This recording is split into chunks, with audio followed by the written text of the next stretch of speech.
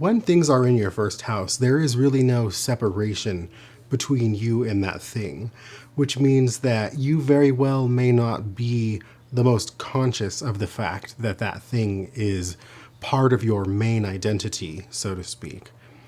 So the things in your second house are sort of like things that you are attached to. And that implies that something is separate of yourself and you are attached to it.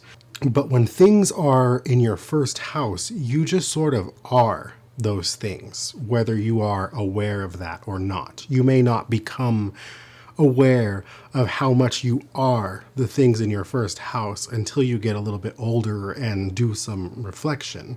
So say that you have moon in the first house. You may not necessarily identify yourself as someone who is sensitive, which is what that would imply, but everybody else around you can see it, and patterns have proved that you are the moon. You are sensitive. You are ever shifting in your temperament, which is all of the things that the moon brings, right?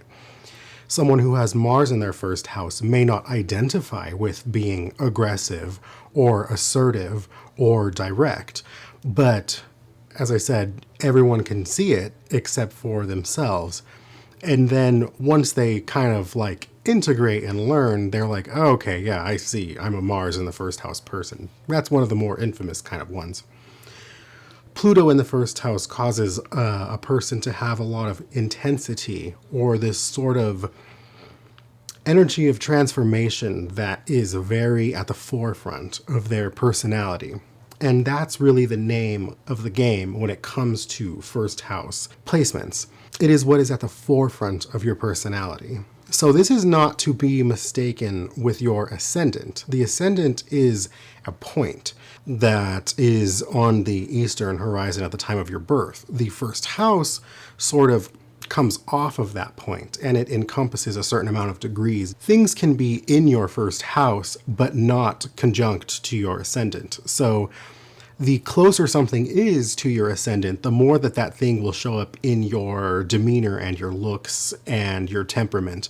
But anything that falls in the first house is going to show up in your demeanor immediately, as soon as people meet you and stuff like that. So your ascendant can be, say, Cancer, but then 2 degrees in, the sign of Leo starts, and most of your first house is Leo. So a lot of your front-facing identity will contain this Leo sort of energy, even though you're a Cancer ascendant. So say that you do have a Cancer ascendant and you have a lot of Leo, and then you have Mars in Leo. At the forefront of your personality may be this very Mars and Leo drama type of energy, even though your ascendant is supposed to be more soft and motherly. Quickly behind that soft and motherly energy will show that really dramatic, assertive or aggressive Martian Leo type of energy. So that's the reason it's important to pay attention to your first house, is because there's a lot of these things that will be at the forefront of your personality and your identity. And people will certainly see those things about you quickly after they meet you. And then in general, for the entire time that they know you, they will always see those things sort of first before everything else in your chart. And of course, if you don't have planets there, it's important to just sort of look at what signs are contained within your first house and then what the ruler of your first house is, which is the planet that rules the sign on the first house cusp, which is your ascendant.